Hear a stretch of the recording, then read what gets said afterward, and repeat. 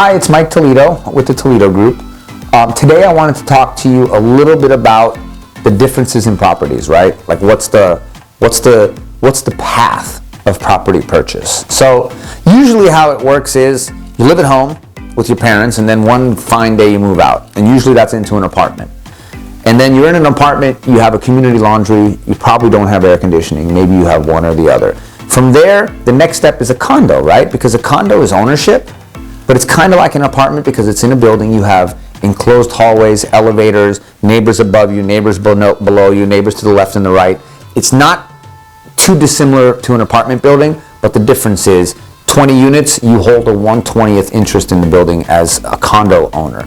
And usually you'll have central air and or laundry, or maybe one or the other, right? So when you're coming from the apartment, you didn't have any, you're just happy to have air conditioning, or you're happy to have laundry in your house. You don't want to share laundry with the community room anymore. The next step up from there is a townhouse, right? That's kind of the step in the process.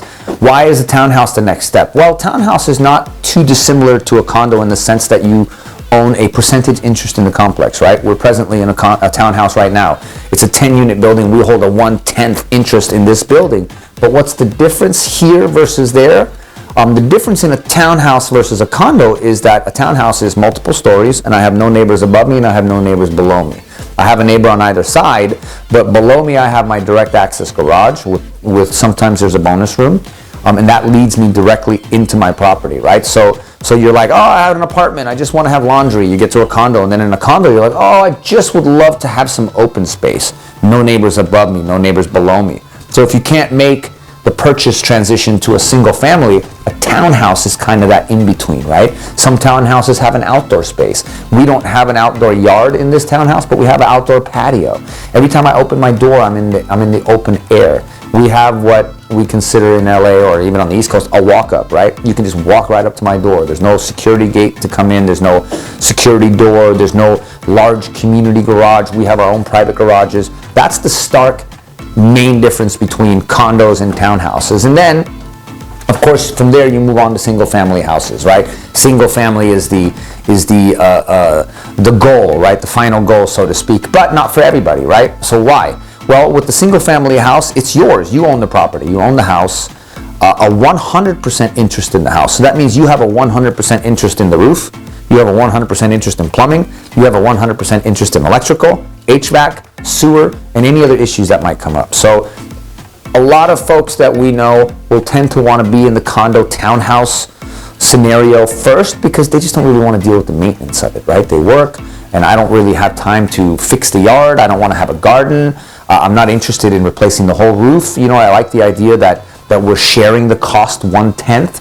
You know, for us to do a silicone coating on this building, which it needs, is $15,120, right? It sure sounds a lot nicer to come out of pocket $1,520 because that's 1/10 of my responsibility in this building. So your financial obligations are diminished and are less in a townhouse and condo situation because you have a shared kind of community situation. But the downside is you're in the community, right? You have neighbors. I gotta make sure that I don't upset my neighbor here, and I gotta be quiet because that neighbor's over here, and you are still in the community format. So you're not free of that. But some people don't want to be free of that. Some people, I have some buyers who are, single young ladies who love the security and the safety of being in the building, and they feel safe knowing that there's neighbors around and people above and below that can hear anything should something happen. So it's not always the case that this is the natural progress, 1, 2, 3, 4, 5. I mean, a lot of it really depends on who you are, what your needs are, what you've been through in the past and your experiences are. Some people are less afraid, some people are more afraid. Some people have been in New York and lived in a big city situation. They come here and it's no problem. So it really just depends, case by case. But those are the strongest differences between those types of properties and the reasons why people choose one over the other. I like a community. I want a little more privacy. I want a lot of privacy.